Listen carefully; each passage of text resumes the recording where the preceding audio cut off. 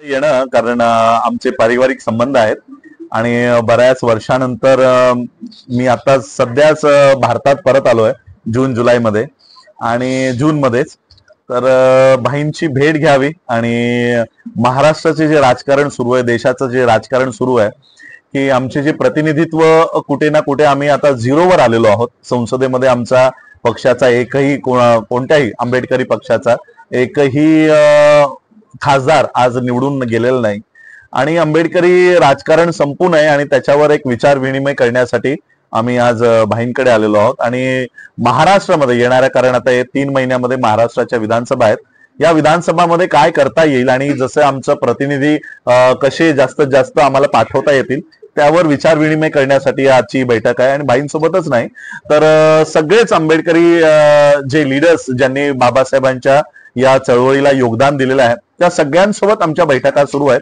आणि महाराष्ट्रामध्ये या सगळ्या आंबेडकरी लीडर्स, त्यांच्या पार्टीज या सगळ्यांना एकत्रित करून आमचे प्रतिनिधी या येणाऱ्या विधानसभेमध्ये कसे जातील याच्यासाठी आम्ही ते विचार विनिमय करण्यासाठी आलो। आपण खासदार नाही, आमचं भांडण पॉवरसाठी आहे। आज आठवले साहेबांना जी पोझिशन मिळालेली आहे ती पोझिशन असूनही त्यांच्याकडे पॉवर नाही। आमचं भांडण पॉवरसाठी आहे।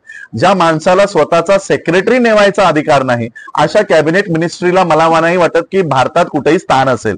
ज्या माणसाला स्वतःचा सेक्रेटरी निवडता येत नाही तो समाजाला काय न्याय देणार आहे? आणि म्हणून आमचं भांडण पॉवरला आहे। आमच्याकडे एक सरपंच जरी निवडून आला आणि तो जर त्याच्या गावातल्या लोकांना न्याय देत असेल तर माझ्यासाठी तो राष्ट्रपती पदापेक्षा मोठा असणार आहे, कारण आमचं भांडण पॉवरसाठी आहे। आणि ही पॉवर आमच्या येणाऱ्या विधानसभेत कसे दिसेल, कारण येणाऱ्या काळामध्ये महाराष्ट्रातलं जे काही खाजगीकरण सुरू आहे आणि सगळ्या सरकारी नोकऱ्या संपत चालल्या आहेत नॅशनल लेवलला, त्याचं कमीत कमी महाराष्ट्रामध्ये आम्हाला अडवता आलं पाहिजे। न्यू एज्युकेशन पॉलिसी जी महाराष्ट्रामध्ये येणाऱ्या अकॅडमिक इयर पासून सुरू होणार आहे ती महाराष्ट्रामध्ये इंट्रोड्यूस होण्यापासून थांबवणारी लोक आम्हाला विधानसभेमध्ये पाहिजेत। आणि जे काही अनुसूचित जातीवर अन्याय अत्याचार त्यांच्या झोपड्या उद्ध्वस्त केल्या जात आहेत त्याच्यासाठी आवाज उठवणारी लोक आम्हाला विधानसभेमध्ये पाठवायचेत। या असली पॉवर असणारी लोक आम्हाला हवे। आम्हाला पोझिशन नुसतं अनुसूचित जातीच्या रिझर्व्ह सीटवरनं आज अख्ख्या देशात 133 MPs खासदार आज निवडून गेलेले आहेत,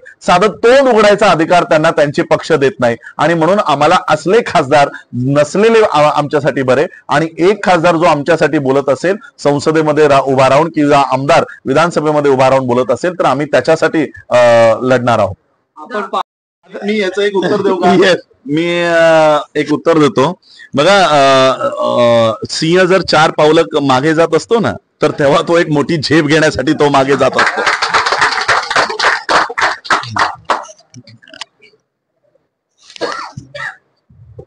आज तुमची नवीन मोड बांधण्याची तयारी दिसते, काय सांगाल? नाही, ऑलरेडी माझी मोड बांधलेलीच आहे, पण ती मला पसरवायची आहे। ओके, आणि ती पसरवत असताना मला जो सगळ्यात महत्वाचा जे आहे की आपण काय करायला पाहिजे, आणि माझ्याकडे एवढा अभ्यासू वर्ल्ड मध्ये धम्माची मुवमेंट घेऊन जाणारे व्यक्तिमत्व जर आपल्या सोबत आहे तर मग आम्हाला काय कोणाची गरज आहे? मगाशी जो विषय आपण मांडलात, तर आता लोकांना विचाराची गरज आहे आणि आम्हाला अन्यायाच्या विरुद्ध लढायचं आहे। आणि आज आपण पाहिलात की आमचे जे काही सिनियर लीडर आहेत, उदाहरणार्थ प्रकाश आंबेडकर असतील, मायावती जे असतील किंवा आठवले असतील, आज पहा यांना कुठे ना कुठेतरी दाग लागलेला आहे, पण निष्कलंक लीडर जर कोण होऊ शकतो तर त्यांचं नाव राजरत्न आंबेडकर आहे। म्हणजे महाराष्ट्रात, भारतात भारतामध्ये आपण कुणालाही कुठेही विचारलात तर राजरत्न आंबेडकर एक नवीन स्पिरिट आहे. आणि तरुणांमध्ये असंख्य तरुणांची इच्छा आहे की आता आमच्यावरती अन्याय हजारो वर्ष होत आले, परंतु अन्यायाला वाचा फोडण्यासाठी कोण आमच्याकडे आहे, तर आमच्याकडे डॉक्टर राजरत्न आंबेडकर साहेब आहेत. आणि म्हणूनच आज समाज महाराष्ट्रातल्या या सगळ्या 72च्या लीडर लोकांना फेकून देणार आहेत आणि राजरत्न म्हणजे यांना घेऊन अख्खा महाराष्ट्र आणि भारत देश यांच्या सोबत राहणार आहे ऑलरेडी. परंतु आम्हाला राजकीय वाटाघाटीमध्ये काय आता करायचं आहे आदरणीय आंबेडकर साहेबांनी आपल्याला सांगितलेलं आहे. त्या संदर्भात माझा जो काय हातखंडा आहे, माझा राजकीय जो काय अनुभव आहे, त्याचा उपयोग नक्कीच जसा विद्याताईला तिच्या वार्डात किंवा पनवेलमध्ये होतो त्याच्यापेक्षा महाराष्ट्रात आणि भारतात माझं एवढं नाही, पण महाराष्ट्रात प्रत्येक जिल्ह्यामध्ये माझं संघटन आहे, माझी मित्रमंडळी आहे. माझ्याकडे केवळ बुद्धिस्टच नव्हे तर इतर सर्व समाजाची माझं संघटन आहे, माझी मित्रमंडळी आहे.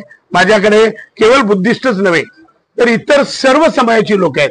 आगरी असेल, कोली असेल, भंडारी असेल, तेली असेल, मुस्लिम असेल, शीख असेल, धनगर असेल, मराठा, सगळ्याच समाजाची लोक महाराष्ट्रात मला जुडलेली आहेत. तर नवीन क्रांती घडवण्यासाठी आपण काहीतरी केलं पाहिजे. आणि या रायगड जिल्ह्यामध्ये बाबासाहेब आंबेडकरांनी 20 मार्च 1927 साली जी क्रांती केलेली आहे त्या क्रांतीचीच वणवा घेऊन आदरणीय राजरत्न साहेब संपूर्ण देश फिरत आहेत. आदरणीय मुकुंदराज आंबेडकर साहेब यांनी आम्हाला जी शिकवण दिलेली आहे की बघा अन्यायाच्या विरुद्ध लढलं पाहिजे. मी कालच माझ्या या तरुण वकील साहेब वगैरे सगळे बसलो होतो, त्यांनी जो मला अनुभव काय आहे त्यांच्यावरती झालेल्या आंदोलनाच्या केसेस मी सांगितलं भीमा कोरेगावचे केसेस आहेत. आमच्या मुलांना नोकऱ्यांचा प्रश्न आहे, आमचे अनेक प्रश्न आहेत, आमच्या कुटुंबाला मारहाण होते. आता भेवंडीचा जो प्रश्न आहे, तरुण मुलाची मर्डर झाली. मी जेव्हा ऍक्टिव्ह आहो या रायगड जिल्ह्यात ऍट्रॉसिटी ऍक्टच्या केसेस झालेल्या नाहीत, कारण मी जसंच तसं उत्तर देतो. माझ्या कार्यकर्त्याला मारला तर माझे कार्यकर्ते त्याला मारतात. आणि म्हणून या जिल्ह्यात सर ऍट्रॉसिटी ऍक्टचं प्रमाण हे फक्त पैसे घेऊन काही तुरळक म्हणजे थोटी जे थोतांड आहेत तेच करू शकतात. आणि तेही बाबासाहेबांच्या मुंबईमध्ये नाहीत, ते काही काँग्रेसमध्ये आहेत, ते काही इकडे आहेत, ते काही तिकडे आहेत. तो माझा पार्ट नाही. परंतु या जिल्ह्याला सलोखा ठेवण्याचं काम, हा जिल्हा सक्षम बाबासाहेबांचे मुलं इथं 7-12 जो मिळाला त्या रायगड ठाणेकरांना तो डॉक्टर बाबासाहेब आंबेडकर नारायण नागू पाटील यांच्या मुलं मिळालेला आहे. मग इथली जी खोतीची शेतीची लढाई आहे ही बाबासाहेब लढल्यात. चिरनेर जंगल सत्याग्रहाची केस बाबासाहेब लढल्यात. आपल्याला या रायगड जिल्ह्याचा इतिहास पूर्ण माहिती असेल आणि म्हणून या इतिहासाला उजाळा देण्याचं काम आता मला वाटतं आदरणीय राजरत्न आंबेडकर साहेब या महाराष्ट्राला देशाला देतील याची पूर्ण तरुण आज जे तरुण आहेत ते सगळे आदरणीय परवा तुम्ही हिरानंदीचं आंदोलन साहेबांनी वगैरे 2 दिवस साहेब तिथेच होते. म्हणजे हे फक्त आता अन्यायाच्या विरोधात बघा जे बिग लीडर आहेत त्यांना आता आम्ही खरं ते संपलेले आहेत. कोण दुसऱ्या कोण मागून जातोय तो कोण पुढून जातो हे सगळे यांच्या कमेंटमेंट फेल झालेले आहेत. मला विश्वास आता आमचा समाजाचा आणि धंबाचा जो विश्वास आहे ते इंटरनॅशनल लेवलला आदरणीय राजरत्न साहेब काम करतात. त्याला वेळ कमी पडते. मी त्यांना विनंती केली आपण बसायचं आहे. आमचं कौटुंबिक नातं आहे. जसं ते माझ्यासाठी माझे भाऊ आहेत, त्यांचे वडील माझ्यासाठी आदरणीय वडीलच आहेत. पण त्यांच्या या सगळ्या आम्हाला दिलेले जे बारकावे आहेत ते घेऊन आता कारण आज चळवळ संपलेली आहे. चळवळ आमच्या नेत्यांनी संपवलेली आहे, गहाण ठेवलेली आहे. एक आतून पाठिंबा देतो, एक बाहेरून करतो. मग आता कुठेतरी आम्ही रस्त्यावर उतरलो पाहिजे आणि आंदोलन आम्हाला हे उभारायचं आहे. आमचं आंदोलन हे आमच्या मुलांना आम्हाला न्याय द्यायचा आहे, तरुणांना न्याय द्यायचा आहे. मला का माझ्या मुलांना नोकरीला लावायचं नाही, माझ्या मुलांना नोकरीची गरज आहे का तर नाही, परंतु माझ्या मुलांसारखे अनेक मुलं बेरोजगार आहेत. अनेक प्रश्न समाजाचे आहेत. आमच्याकडे गायरानीचे प्रश्न आहेत, महारवतनी जमिनीचे प्रश्न आहेत, शिक्षणाचे प्रश्न आहेत, स्कॉलरशिपचे प्रश्न आहेत, एज्युकेशनचे प्रश्न आहेत, नोकर भरत्यांचे प्रश्न आहेत, प्रायव्हेटायझेशन झालेलं आहे, सगळं क्षेत्र प्रायव्हेट झालेलं आहे. म्हणजे अनेक प्रश्न घेऊन आदरणीय राजरत्न आंबेडकर साहेब या देशाची फाईट जी झुंज देतात त्या खऱ्या अर्थाने त्या आम्ही सर्व तरुणांनी त्यांच्या सोबत राहिलं पाहिजे. मी त्यांना नेहमीच सॅल्यूट करतो आणि करत आलेलो आहे. जरी त्यांचा मोठेपण आहे की जगदीश गायकवाडनी मला राजकारणात त्यांचं मोठेपण आहे. आम्ही राजकारणात आणणारे कोण?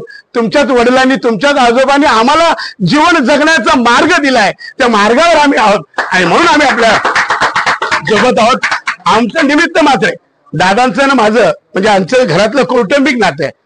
त्यामुळे आम्ही इथे आलो, मी बोलू नाही, मला एकदा फोन करावाच लागेल. आणि म्हणून एवढं सगळं वातावरण भारतात, देशात, महाराष्ट्रात चालू आहे, मग आम्ही काहीतरी केलं पाहिजे. आम्ही बाबासाहेब आंबेडकर, खरे आंबेडकर घेऊन जगदीश गायकवाड आता या रायगड ठाण्यात उतरलेला आहे, कोकणात उतरलेला आहे. या आमच्या वादळाला कोणीच रोखू शकणार नाही, कारण ज्याच्यासोबत राजरत्न आहे त्याला कोणच रोखू शकणार नाही. म्हणून माझी एवढीच विनंती आहे की आता विधानसभेला आम्ही काय तयारी करायची आहे ती मगाशी साहेबांनी सांगितलं, तुम्हाला आंबेडकर साहेबांनी सांगितलं की केवळ आंबेडकर आडनाव आहे म्हणून माझ्यासोबत नका.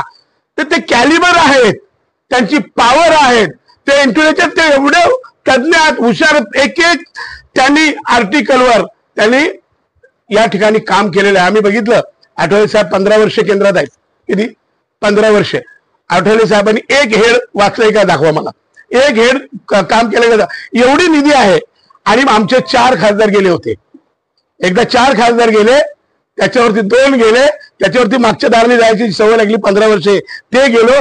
त्यामुळे साहेब आपण म्हटल्याप्रमाणे यांना बोलता येत नाही, यांना बोलू देत नाही, यांना यांचे सचिव नियुक्त करण्याचा अधिकार नाही, कारण यांचे सचिव नियुक्त केले तर पोटं फुटतील, ही परिस्थिती निर्माण झालेली आहे. म्हणून आता बाबासाहेब आंबेडकरांचे विचार, त्यांच्या पंतूला जिवंत ठेवण्याची वेळ आलेली आहे. नाही त्यांचं शिक्षणाचं वय आहे, साहेब एज्युकेटेड पर्सन आहे, शिक्षणच घ्यायचं होतं, परंतु ही वेळ समाजाला कुठेतरी तारलं पाहिजे. आणि म्हणून आज राजरत्न आंबेडकर साहेब ही संबंध महाराष्ट्रभर आणि देशात फिरत आहेत. आपण पाहत असाल त्यांची ज्यावेळेस जसंच तसं तुम्हाला उत्तर जेव्हा देतात ते त्यांनी खूप उपजले आहे आणि हे सगळं त्यांनी भोगलेलं आहे. आणि भोगल्यानंतरच आज हा समाज पूर्ण त्यांच्या सोबत आहे. आज देशात, राज्यात ज्या परिस्थिती निर्माण होतात त्या परिस्थितींना तोंड एकच युवा नेतृत्व देऊ शकतो, तर त्यांचं नाव डॉक्टर राजरत्न आंबेडकर साहेब आहे. बाकी कोणी आम्हाला दिसत नाही. त्यामुळे सगळे बघा, आता इथं पण 4-5 वकील आहेत, सगळी पोरं, ही सगळी यंग जनरेशन पूर्ण राजरत्न साहेबांच्या सोबत आजही आहे, उद्याही असेल आणि परवाही असेल. हेच आजचा माझ्या घरगुती बैठक आहे. आज खरं म्हणजे काय प्रेस नव्हती, मी आमच्या कामलेला फोन केला की बाबा फक्त साहेब येतात, आणि सागरला फोन केला आणि तुम्ही सगळी मंडळी आलात. आज फक्त कौटुंबिक चर्चा आहे आणि या कौटुंबिक चर्चेला साहेबांनी मला वेळ दिला, हेच आमच्यासाठी खूप मोठी गोष्ट आहे. आणि म्हणून आता पुढच्या भविष्यामध्ये या 3-4 महिन्यात जे काय घडवायचं आहे ते घडवण्याची तयारी मात्र आज सीताई मंगल निवास म्हणजे गोविंद चाऊ गायकवाड, जसं गोविंद महार नाव तुम्ही चळवळीत ऐकलं, तर गोविंद चाऊ गायकवाडांच्या घरातून सुरुवात